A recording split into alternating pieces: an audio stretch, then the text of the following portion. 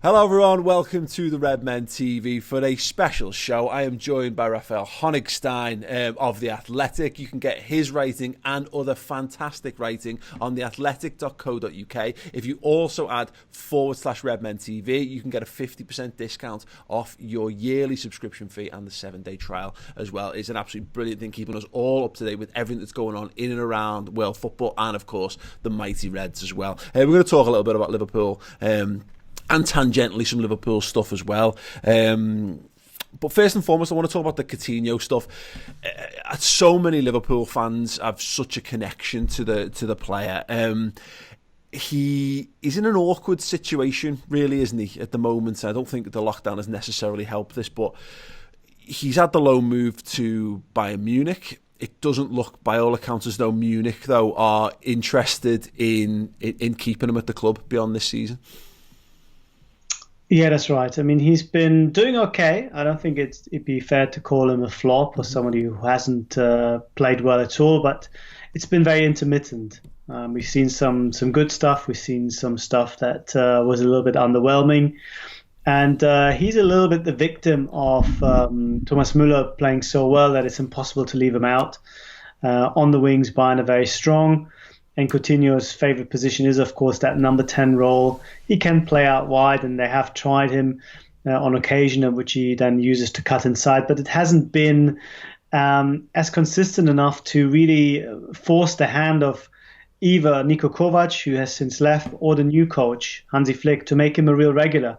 And for somebody who is really a fringe player at this moment, Bayern are, even without the corona crisis and all the knock-on effects, are not minded to make this a permanent deal. He's just too expensive for what he brings, and I think they're looking towards a more sort of strategic investment, bringing somebody younger in to fill that gap that they still have in the attacking third. Is that this is the problem that Coutinho finds himself in. He's a very highly valued player in terms of his market value, or in terms of what Barcelona would be looking for him. He's a very highly paid player, but he's also, and he's at 28 years old. He should be at the absolute peak of his game, but he's not. So, is that going to cause him problems, do you think, in terms of finding his next club? I mean, it depends on Barcelona how desperate are to cut their losses. I mean, I think if they want to sell him for 120 million euros, which I think is more or less the money that was fixed in the loan agreement, that would enable Bayern to make this deal permanently, then I think they'll find very few takers, especially the situation we find ourselves now in.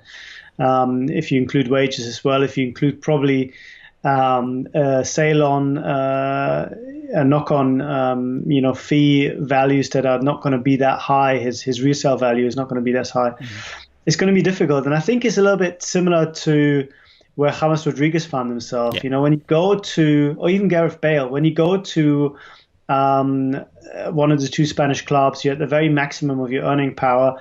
If for whatever reason then you're no longer a regular, where can you go from there? You can only really hope that somebody will maybe take you on loan, or that maybe the Spanish clubs will effectively subsidize your wages. Otherwise, it's very, very difficult for you to find another club. And now I think he is being, I don't want to say touted around, but I think his agents are exploring options, maybe a possible exit scenario for him. And I think the Premier League is a destination that they look at because of the ability, perhaps, of clubs to afford his wages.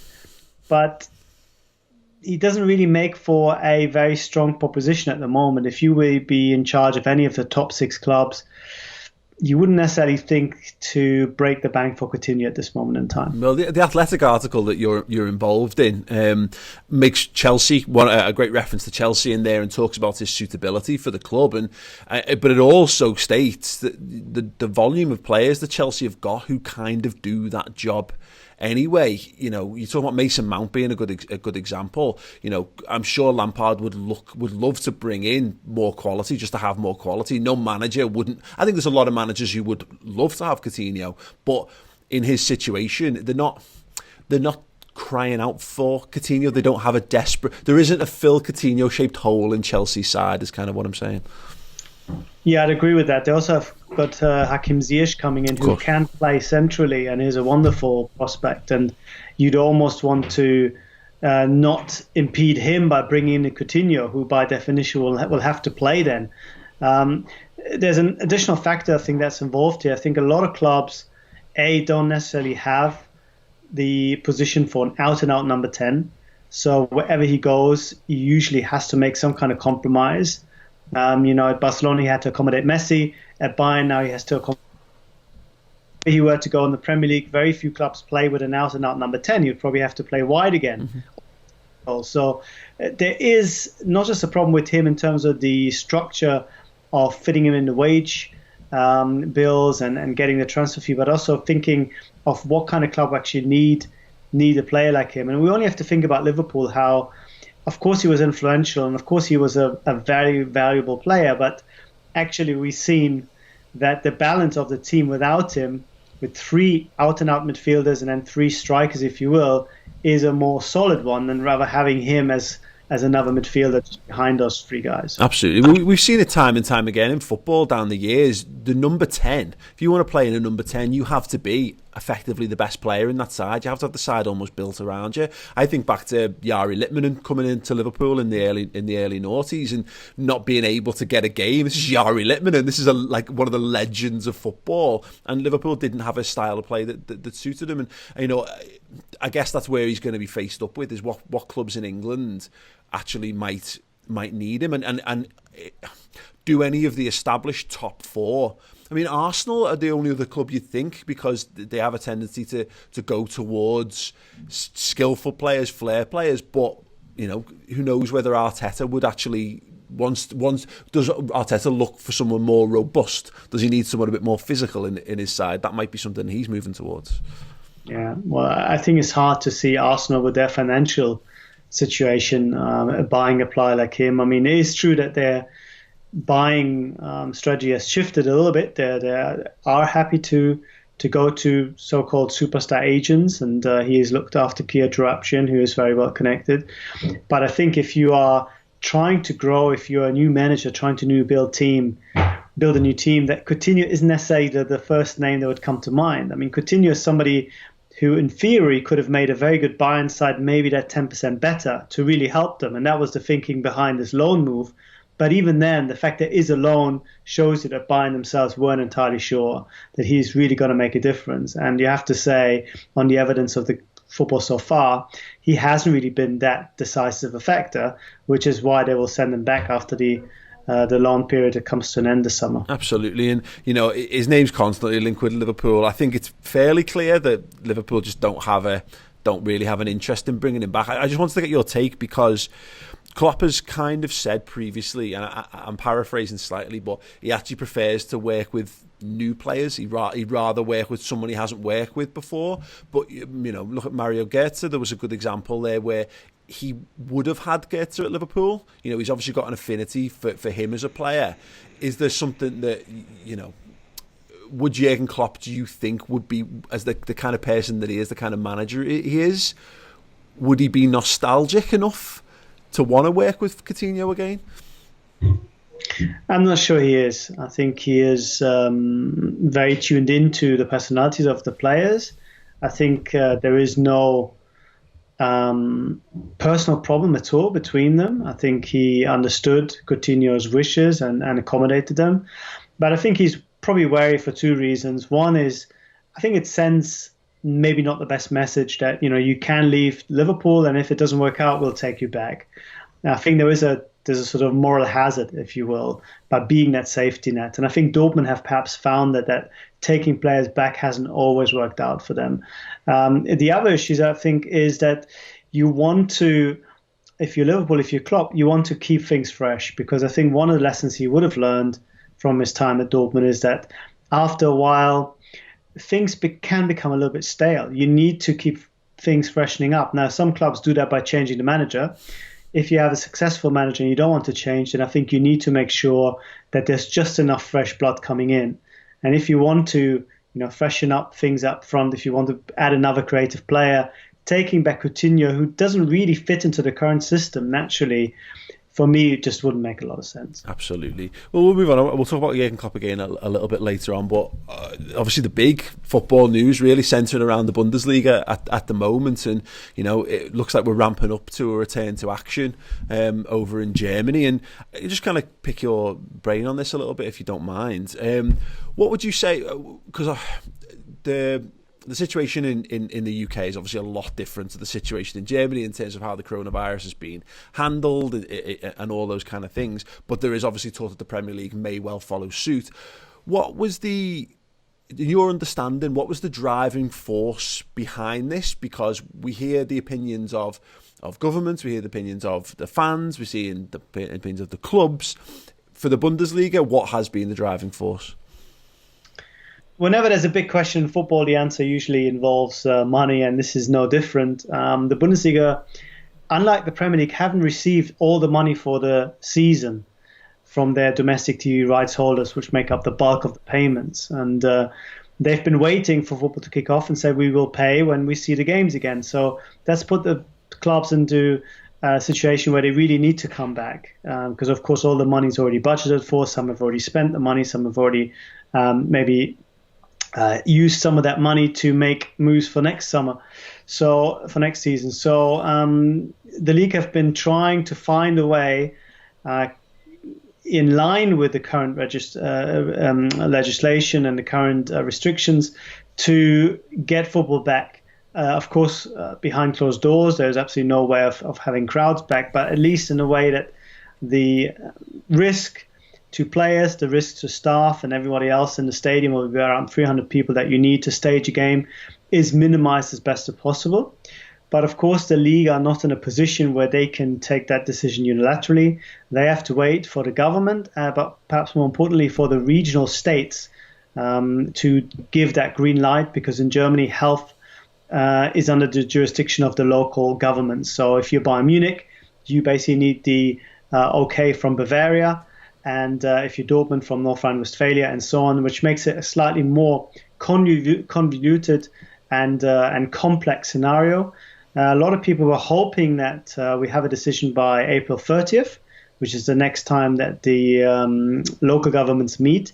But the early signs this week is that they might just defer the decision to have a bit more clarity until the first week of May, which of course then would put back also the league until at least mid-May, maybe even until the end of May. That is the latest. What and is there any indication to what this is going to look like should it come back? Because obviously, you've got first and foremost from a training perspective, but also obviously we're talking about it's going to be potentially behind closed doors. But what does that mean? Will that be a continuation of just as it was, the fixtures being played in the grounds they're supposed to be played in, etc.?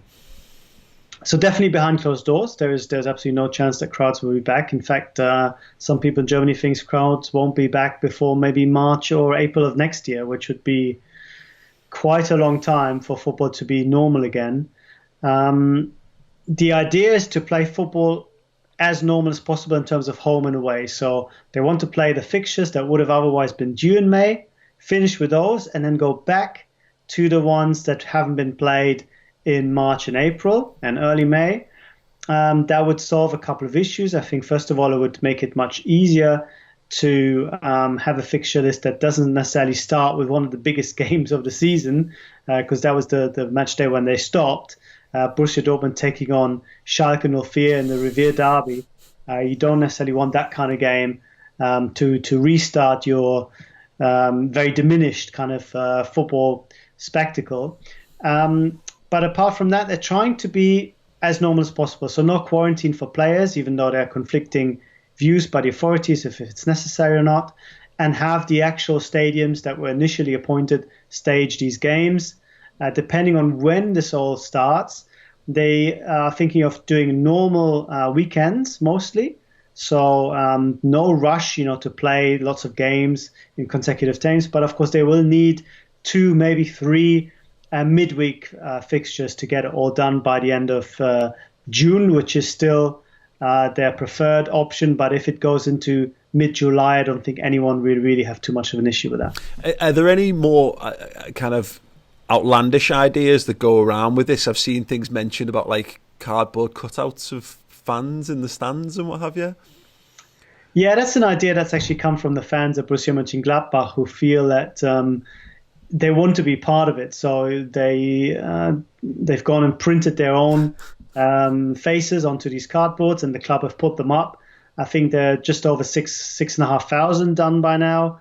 And it does actually look better than those empty grey seats that just give you no atmosphere. Now, it's not going to be, I think, a solution as such, but because it comes from the fans rather than an idea from the club or the league, I think it's seen as sort of genuine and a way to alleviate the drabness of the situation. And we have to see if other clubs will follow, but I'm sure it'll look a little bit better for us as TV viewers than.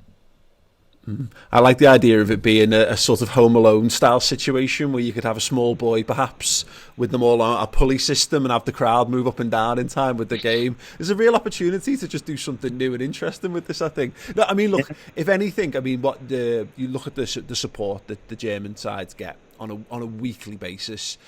In some respects, it's probably a good thing if the Bundesliga is the first to return, because I think if English clubs, if Manchester United announced, or even Liverpool announced they were doing that, it would probably be seen as embarrassing somehow. Whereas, I think we all look to the continent, we look to German fans a lot these days to take a lead and for the best and most innovative ways to support your football club, I guess. It's true, but of course the fans themselves, or at least some of the organised fan groups, don't like the idea of football being staged without them, because it kind of says football, I don't want to say doesn't consider them important enough, but football basically makes a decision that, yes, we can go on without fans. And of course, that is not something that an organized fan group will condone. I don't think the opposition, though, will have any practical impact. I think they all understand that there is just no alternative at the moment, but they're determined to make sure that their displeasure and their opposition against this idea is being voiced quite loudly. Yeah, it's very interesting stuff, certainly, and I guess we all kind of sit around and wait with bated breath, because we're seeing the situation with the Eredivisie and how they've chosen to handle things, and then you've got the Bundesliga. Do you think there's anything because I'm right in saying they did play some games behind closed doors before the game was stopped in Germany, right? There was one game. It was a big game, Borussia Mönchengladbach against Cologne, which is a derby. And of course, the reaction was quite negative, because the players were thinking, what is this? But I think now, nearly 2 months later, we're in a position where we understand that unless football comes back behind closed doors, I don't think we will see football again at all in 2020, maybe not even in 2021. As far as the first few months is concerned. So there is, unfortunately, no other way, unless you just want to go into hibernation and then see a lot of clubs go bust, in all likelihood, without games. So I don't know if there's a better way of doing this. Christian Seifert, the Bundesliga CEO, called it the best worst case scenario. Yeah. And I think that's a good way of putting it. I suppose, but what I'm kind of thinking is, albeit it was only one game, but having done it, it makes it easier to do it again. Whereas I wonder whether that might be a stumbling block for the Premier League, because they haven't. It's something that we haven't seen done at all. Whereas you're replicating something that's gone before in Germany. Yeah, and my suspicion or hope, perhaps even, is that once we see 3, 4, 5, maybe 20 of those games, we as viewers will be able to look past the non-existent atmosphere and try to maybe zoom in on the actual game. It is not a great spectacle. I don't think we should kid ourselves. It is not the same. It has a weird, eerie atmosphere. We call it ghost games for a good reason in Germany, because it is kind of soulless and the emotions are missing, and you're wondering, why are these guys playing football?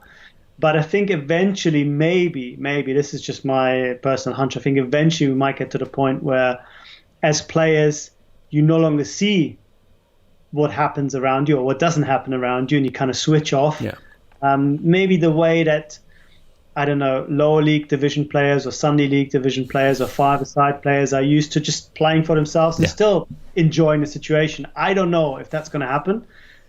I think it's a possibility, but we'll only know once the games are underway again. Absolutely. Well, if you can do WrestleMania without an audience, I'm sure we can do it. We can have some football games, but it will be very interesting to see indeed. Before I let you go, Raf, I want to talk about obviously your book. You've been on the channel before talking about Bring the Noise. I can't recommend it enough to people watching and listening at home.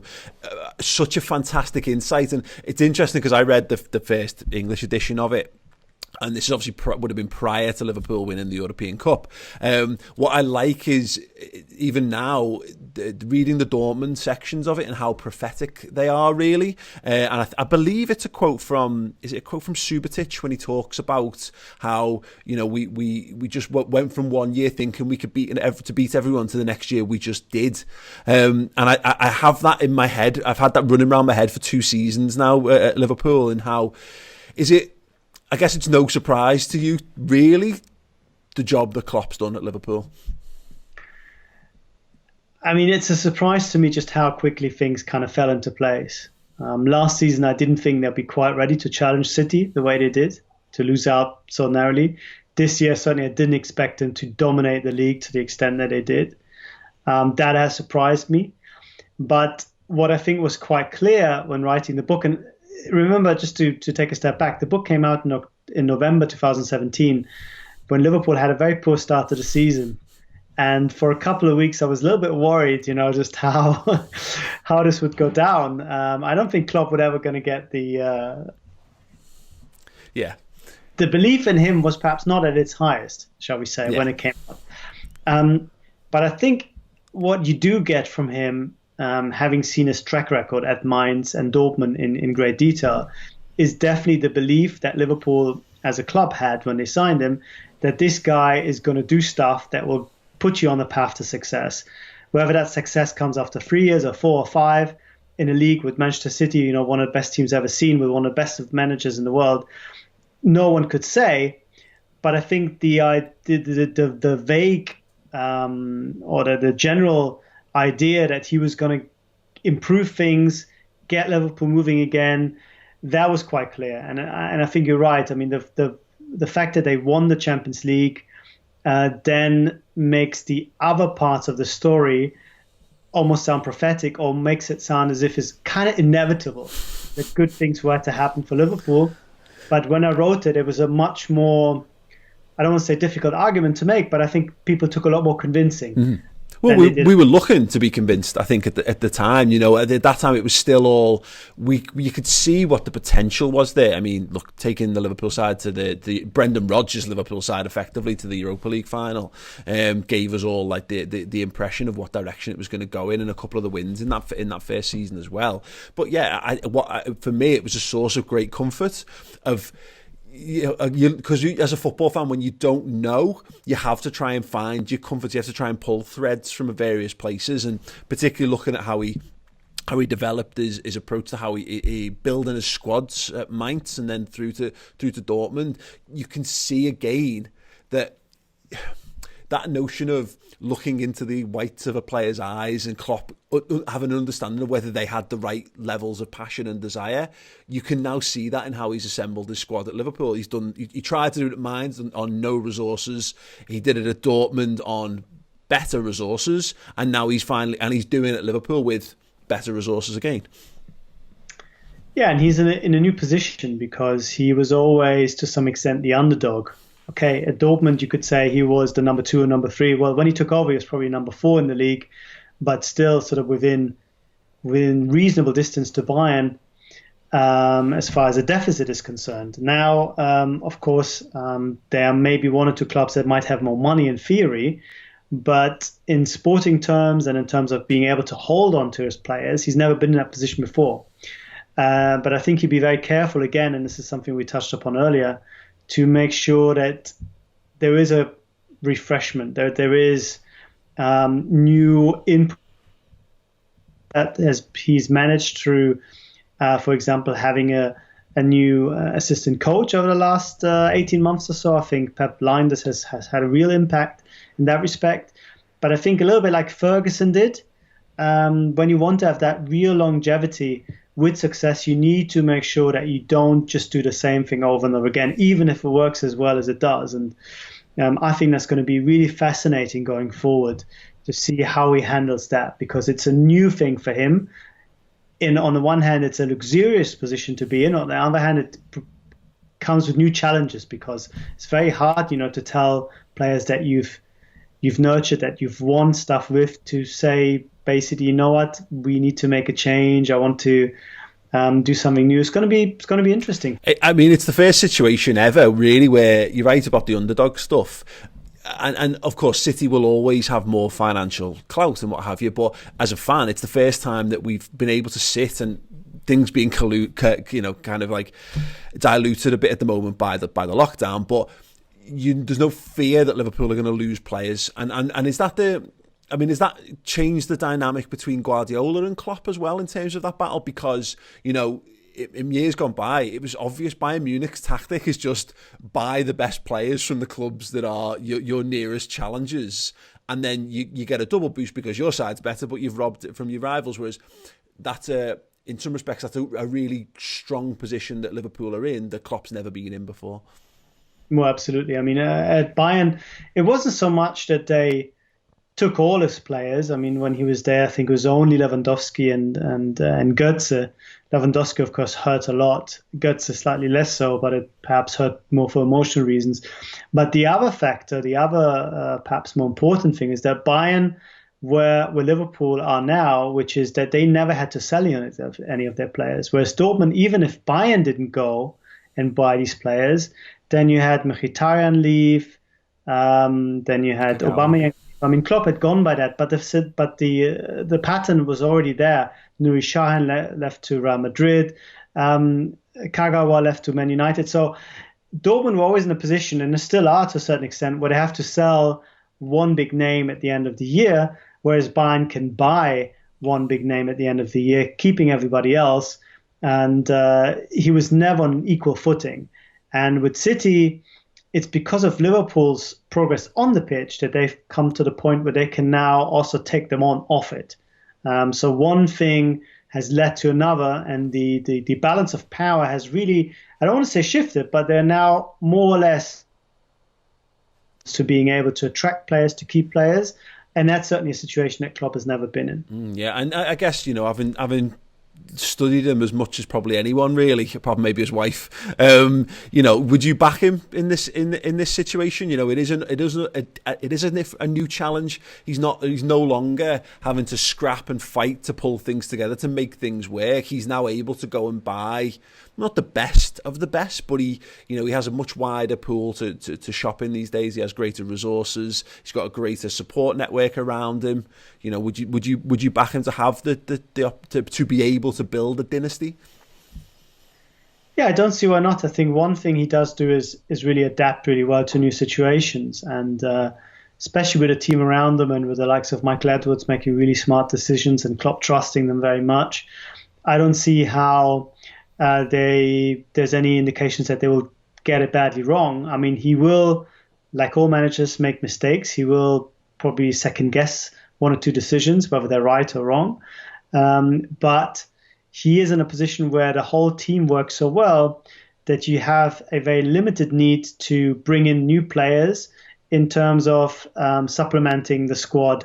And that reduces, in a way, your the possibility of getting it badly wrong. If you have to bring in 3 or 4 players every year, and we see not far from where Klopp is situated, a club that has been trying to do that for 6 years, if they get only half of them right, then you basically make very little progress.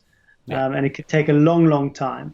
But now that you're down to like 1 or 2 players, even if a player doesn't necessarily have straight away the big impact, Minamino would be a good example, it doesn't really affect the overall construct so much. So as long as you manage to, in the long run, or the mid run in 2-3 years, to have enough turnover while keeping enough of the quality, then that's your job done. And it's a much easier job to do when you have the financial whereabouts to keep the players you want and then supplement the ones that you think will make a difference. And I see no reason to doubt Klopp and the people around him, because it's not himself by himself. He will always listen and take on board the opinions of those who are around him. why collectively they should get it wrong. Absolutely. What would you say, if you had to then, from your studies on Klopp, what would you say is his greatest strength as a manager? I don't think I can narrow it down to one thing, because his greatest strength is that he does so many things really well. A lot of managers do certain things really well, but with him, I think he's a more complete, he might not be tactically a genius like Guardiola. I would say Guardiola is a genius. Guardiola has his own weaknesses, but I think he's a genius in a sense that perhaps Klopp quite isn't. But then Klopp has a way of dealing with people, connecting with people, sort of energizing a whole city that the way that Guardiola doesn't really do, because it's not really his character. So I would say Klopp's greatest strength is that he is strong in lots of different important areas of this job. A solid sort of 9 out of 10, 8.5 out of 10 in everything. And he doesn't do any extremes in one way or the other. And that again speaks of his, I think, adaptability and intelligence. He basically can do lots of different jobs really well, which is one of the reasons why Mike Gordon, when I asked him for the book to talk about Klopp, that he said, I can see Klopp being in charge of a sort of a NASDAQ 100 company as a CEO, because he brings the skills to basically do similar jobs, even if you were to sell, I don't know, pharmaceuticals or software, by just getting a lot of things right and just being very smart and having that effect on people. And that's a winded way of saying he's just very good at what he does. Fantastic, brilliant. Well, yeah, of course, the people can still get the book. I think it's been updated actually since the edition I read. That you can presumably get that on all good e-readers services, and there'll be print copies available as well. Yes, all good and bad services have the book. I would encourage you, if possible, to go and buy it in a local bookstore to support them, especially now as they're not open. Yeah. Yeah, it'd be great to see more people reading it. Yeah, and see a couple of those numbers trickling in trying times as well. Yeah, definitely. I can't recommend enough. It is an absolutely fantastic read, and again, it gives you a real sense, and now particularly how wonderfully prophetic it all looks now that Liverpool are starting to have the success under Klopp. So yeah, Bring the Noise by Rafa Honigstein is a highly recommended read. And of course, if you want more on a more weekly basis, a more up-to-date basis, make sure you go to theathletic.co.uk/Redmen TV for that 50% discount off your yearly subscription fee for some of the best writing on sports in football, and of course the mighty Reds on the planet today, including my wonderful guest today. Raf, thanks very much. Have a great day, and we'll speak to you soon. Thank you.